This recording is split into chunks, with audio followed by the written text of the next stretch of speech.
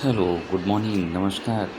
देखिए, यदि आप सब इंस्पेक्टर पुलिस एग्ज़ाम के लिए प्रिपेयर कर रहे हैं, तो यह हमारा वीडियो आपके लिए बहुत इम्पोर्टेंट होने वाला है। आप पुलिस फ़ोर्स के लिए यदि प्रिपेयर कर रहे हैं, पैरामिलिट्री के लिए कर रहे हैं, दिल्ली सब इंस्पेक्टर के लिए कर रहे हैं, तो इस फॉर्म को ज़रूर भरिए।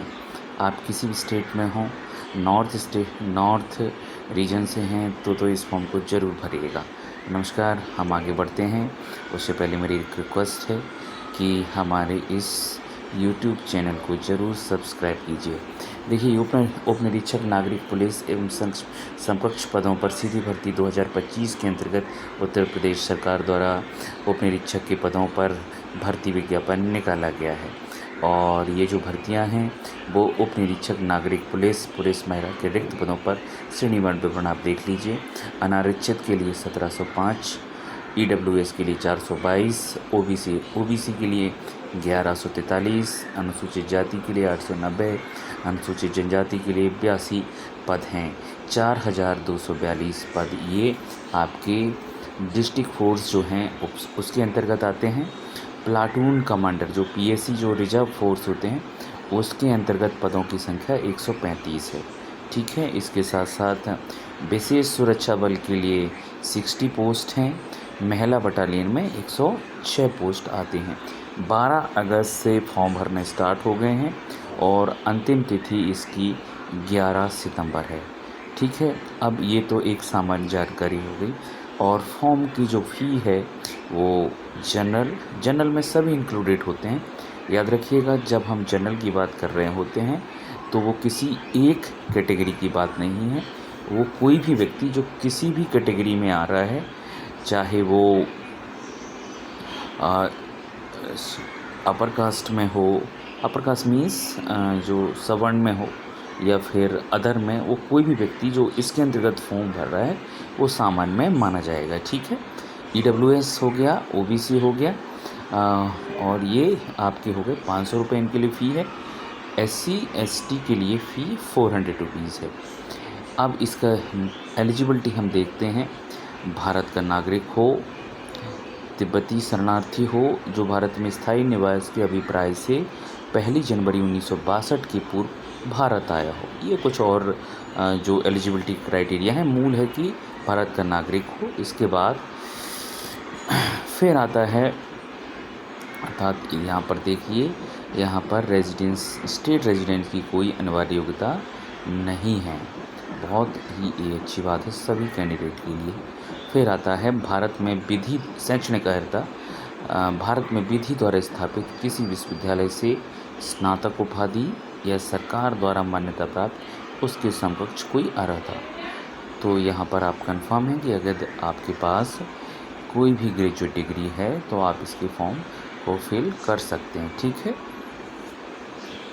प्रोफेंशियल जो एलिजिबिलिटी है वो उसको हम छोड़ देते हैं। अब आते हैं एज के लिए।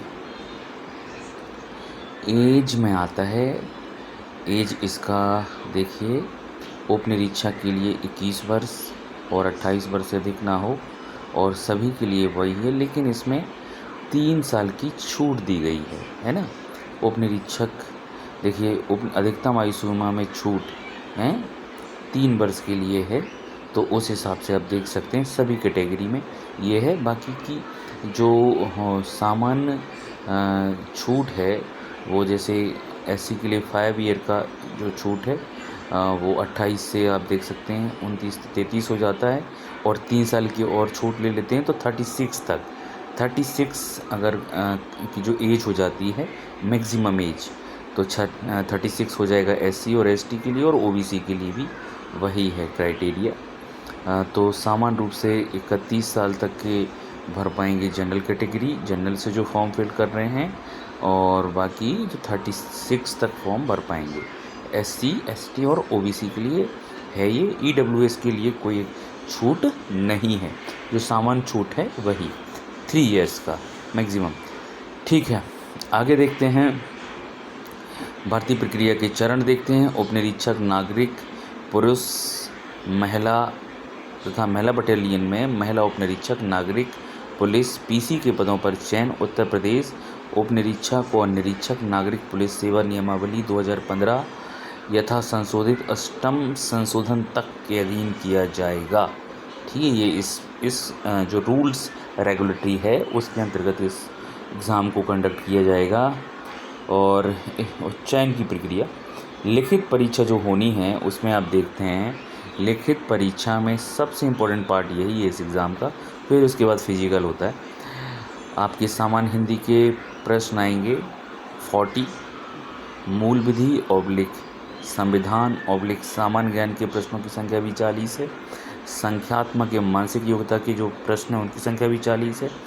मानसिक अभिरुचि परीक्षा, बुद्धिलब्धि परीक्षा और तार्किक परीक्षा के प्रश्नों की संख्या भी 40 है। इस तरह से अगर हम इसमें देखें तो रीजनिंग और जो आपका एक मैथमेटिकल वाला पोर्शन है उसके भी अच्छे खासे क्वेश्चन हैं। 80 क्वेश्चंस हैं और 80 क्वेश्चंस में आपके कॉन्स्टिट्यूशन, जनरल नॉलेज हैं, बेसिक जो लॉ से रिलेटेड क्वेश्चंस हैं और हिंदी के क्वेश्चन 40 हैं। सभी इम्पोर्टेंट पार्ट हैं इसमें। ठीक है, ये प्रश्न। और यहाँ पर जो अंक देखेंगे आप सभी के लिए 100 हैं, सिर्फ 400 अंक हैं और 160 क्वेश्चन हैं। ठीक है, इस तरह से आपको ये देख लेना है।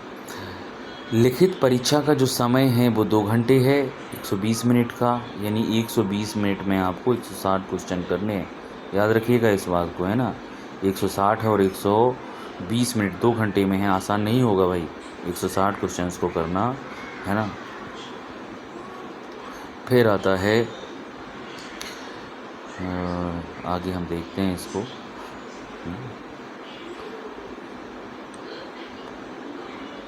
देखिए इसमें फिर आता है फिजिकल में अभिलेखों की परीक्षा, अभिलेख परीक्षा डॉक्यूमेंट की जो बेसिक आपका चेक किए जाएंगे। उसके बाद आपको शारीरिक मानक होंगे, उनको अनुसार आपको काम करना है। वो देख लीजिए आपके फिजिकल की जो मानक हैं वो यहाँ बताए गए हैं कि आपकी जो हाइट है वो 168 सेंटीमीटर होना चाहिए, है ना, आपकी हाइट।